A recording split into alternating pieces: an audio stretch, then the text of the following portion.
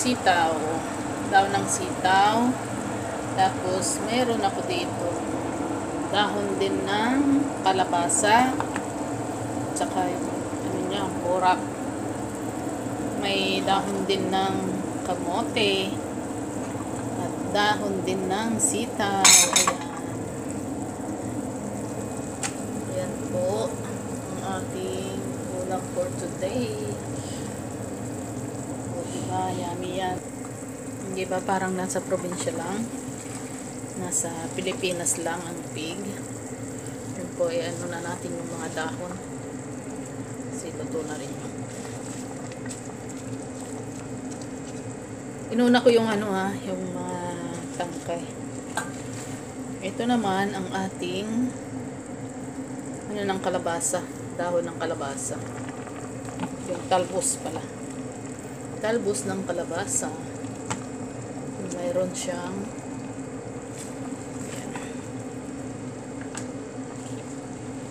lagay na natin. Tapos isunod na natin ang ating kamote. Ito ikuha ko sa sa garden lang. Diyan lang sa aking garden. Sa susunod papakita ko sa inyo yung aking mini garden. Ako'y mahilig sa mga gulay-gulay, mga dahon-dahon guys, kaya palagi kong binablog ay ang aking mga lutong gulay. Ayan po guys, isunod na natin. Meron din akong wild spinach. Ayan po, ang wild spinach. Kung makikita nyo, ganito yung itsura niya. Mga wild spinach yan. Nakuha ko rin sa aking garden. Ayan. Wild spinach yan guys. Ito rin ay wild spinach. Mga wild spinach yan na kinuha ko dyan sa aking bakuran. Sa aming bakuran ng aking lola.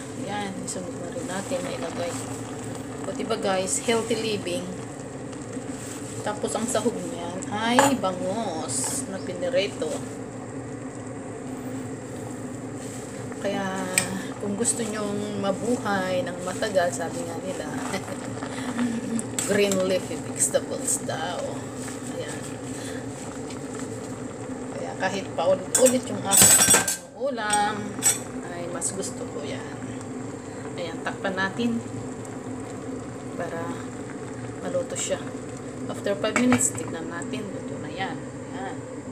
Ayan guys, habang hinihintay natin maluto yung aking gulay, ay aking lilinisin ang gulong ng wheelchair ni Lola. Ayan guys, kasi medyo maalikabok na. Lilinis natin para mamaya pag pamasyal ulit, ay malinis yung ating wheelchair. Kasi syempre, maalikabok dyan sa labas. Ayan kasi may mga dumi syempre natatalsikan.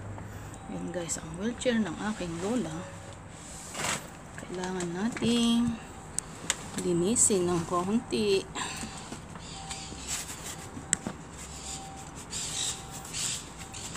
Ayan, kailangan ng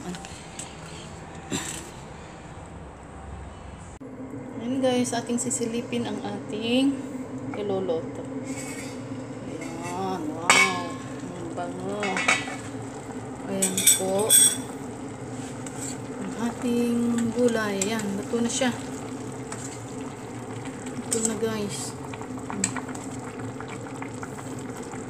Wow, it's yummy.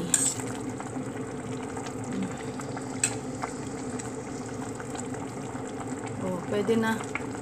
Pwede nang kumain. Ayan na po guys, ang aking tanghalian. Luto na siya. Diba, madali lang magluto ng gulay. Dahon-dahon. Yummy. Guys, ang ating gulay. Ayan, ready na natin ang ating lagayan. Wow, yummy.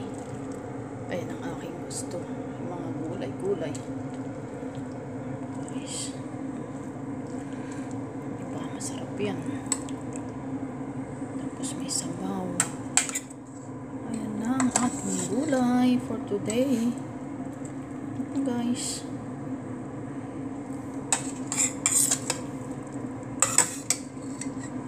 Diba? May ulam na. Ayan na ang ating ulam.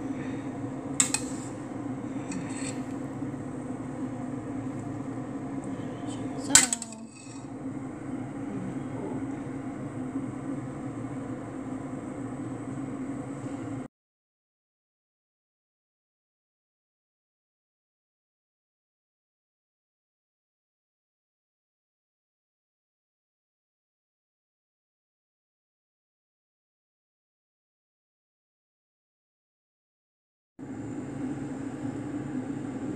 Ating ulam.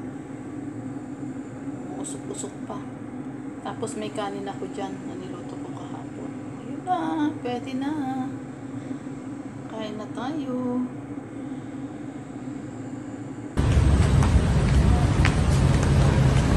Bye!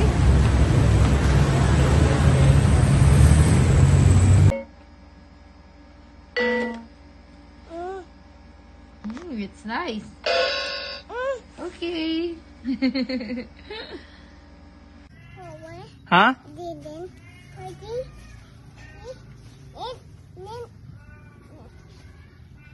What? What? Nene, mo.